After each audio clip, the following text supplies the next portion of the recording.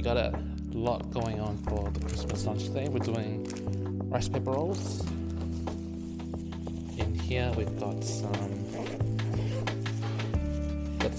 nimnum. Wrapping that up in the rice paper rolls. We've also got a large plate of ban hoi, which is vermicelli noodles. Fine vermicelli noodles with some spring onion oil. Got some of these rice paper wrap rolling kits, which is pretty much for us to wet the rice paper and just roll it onto our plates. Also got 2 servings of bun bo, which is BBH. You've seen it in our vlogs before. We've got it today as well.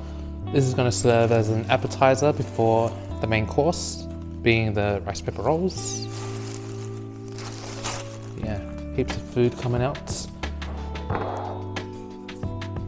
Sauce to go with the rice paper rolls. I think it's a mix of hoisin and other things in here, but really great sauce, homemade sauce. Lettuce. Got some spring rolls. So I think these are pork and prawn spring rolls. Leave that out here. And what's an Australian Christmas without cherries? So we've got cherries, we've got mangoes as well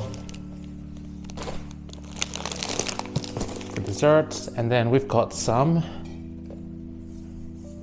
fresh herbs from the backyard. So we've got mint and Vietnamese coriander from the backyard as well. Looks very good. But yeah, stay tuned. We're gonna have our feast. We're gonna set up. Got some pork belly in the oven at the moment, and that's gonna go with everything else.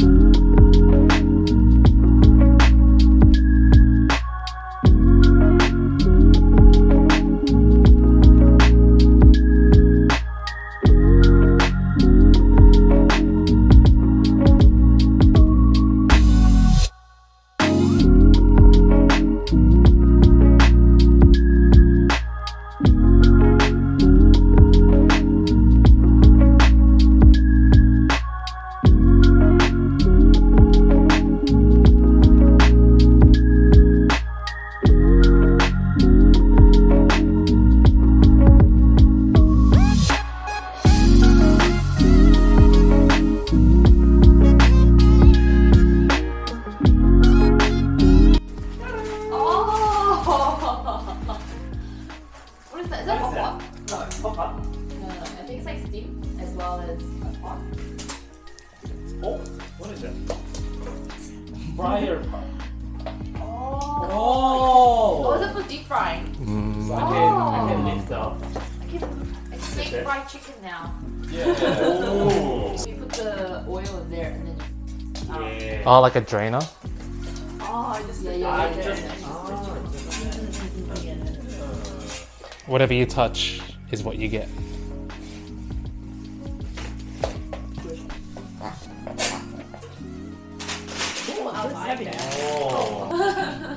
Whoa. I haven't seen it. Damn. Damn. Yeah. Oh. No. Rebel Sport? Obviously, rebel. Yeah. Yay! I'm so happy.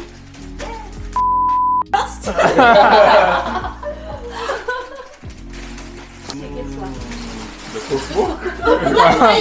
It's another cooking cookbook. Oh my god! Everything's a group, man. Oh, that's really nice. God, that's actually really nice. That's...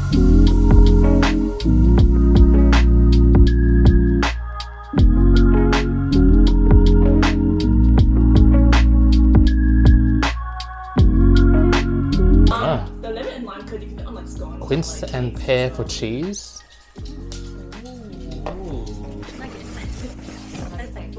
Good. Vegan pomegranate for cheese. Spice. Oh, sauces. Sauce. Oh, Sweet chili and sour cream. yum. Soy, garlic and ginger. Buffalo wing. And green chili and lime. Ooh. Can't say nugget. You want to smell, buddy? Is that safe? No, because it was from Amazon.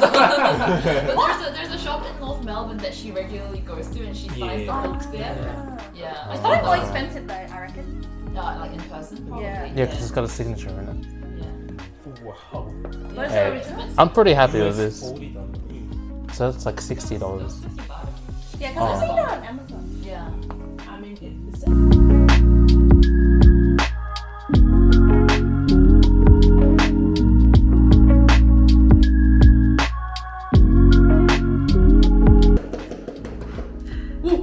Oh, crap, I got the wrong canvas.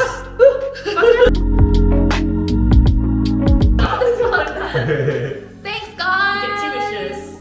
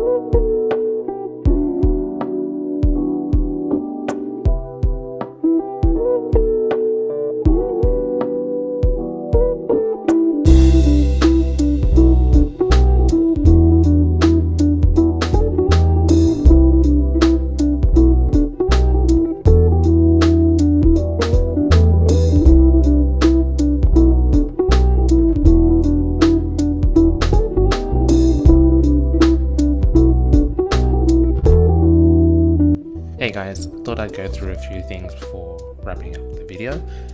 As you know, this is video 52 of 52 for the year, so it is going to be my last video.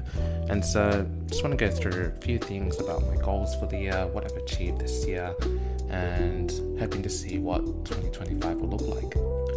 But first off, I'd like to thank all my viewers who have been on this journey with me and been watching all my videos to date.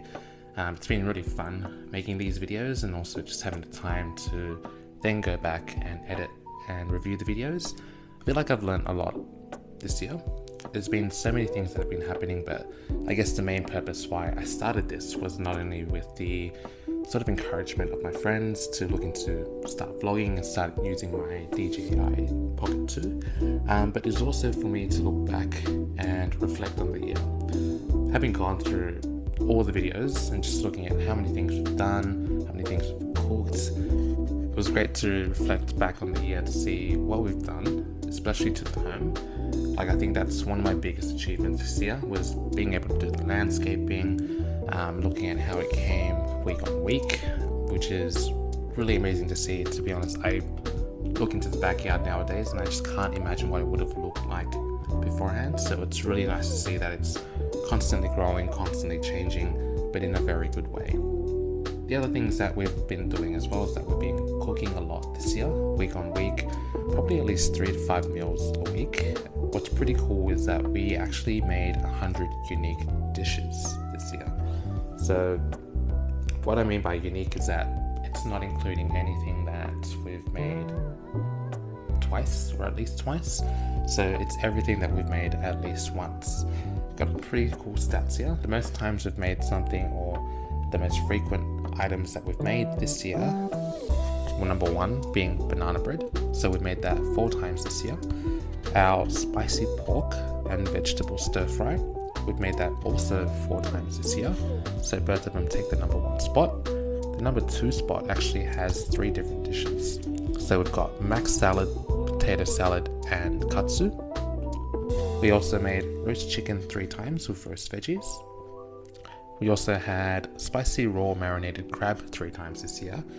And then our 3rd spot, we've actually got heaps on this list.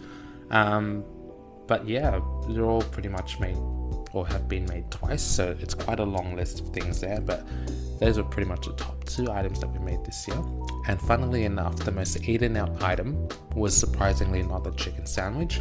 It was actually banh mi. So we've had banh mi at least on 5 different occasions in our videos throughout the year, which I think is pretty funny. Honestly, I eat it more than 5 times throughout the year.